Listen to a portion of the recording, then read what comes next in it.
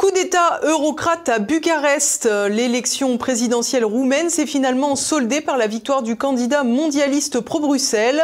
Une élection rythmée par les ingérences du pouvoir d'Emmanuel Macron. Le point de Nicolas de Lamberterie.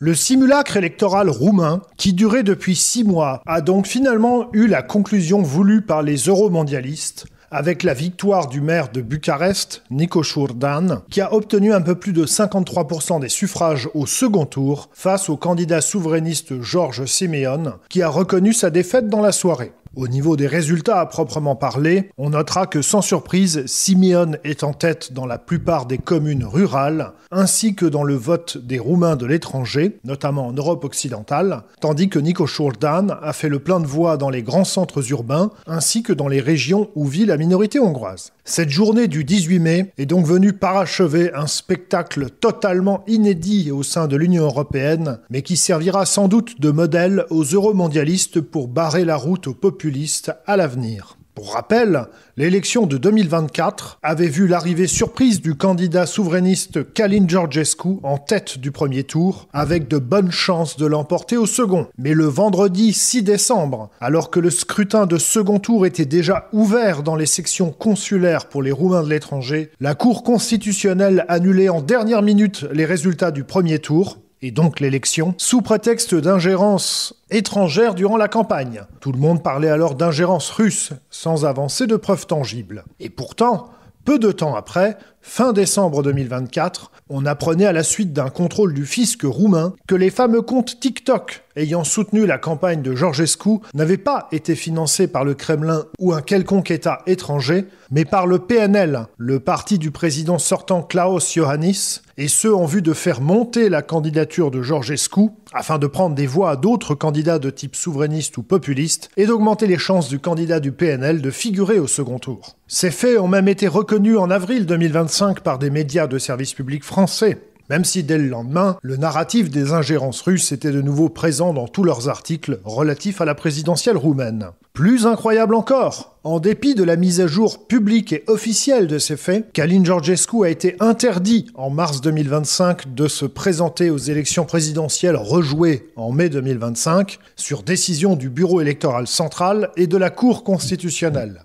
George Simeon, l'autre candidat nationaliste de la campagne de 2024, voyait quant à lui sa candidature acceptée et faisait donc office de candidat de substitution de Călin Georgescu.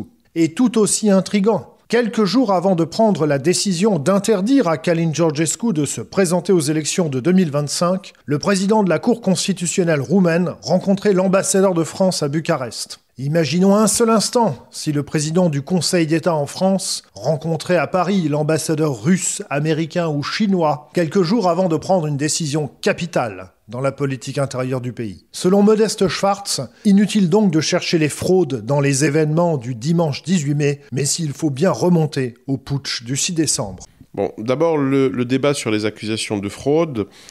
Des fraudes, elles ont sûrement eu lieu. Je dirais qu'à partir du moment où Simeon a reconnu sa défaite, c'est un débat un peu périmé. Ensuite, passé le moment un peu émotionnel de la journée du scrutin, je pense qu'il faut essayer de retrouver le sens des proportions. Il y a eu des sondages qui, à l'époque, avant que sa candidature ne soit écartée par des moyens anticonstitutionnels, il y a eu des sondages qui donnaient Călin Georgescu à 60%. Donc par rapport à ça, même si on attribue à de la fraude les 4 points de l'avance de Nico Șordan sur George Simeon, bon, supprimons ces 4 points, on obtient quoi ? 50-50 ?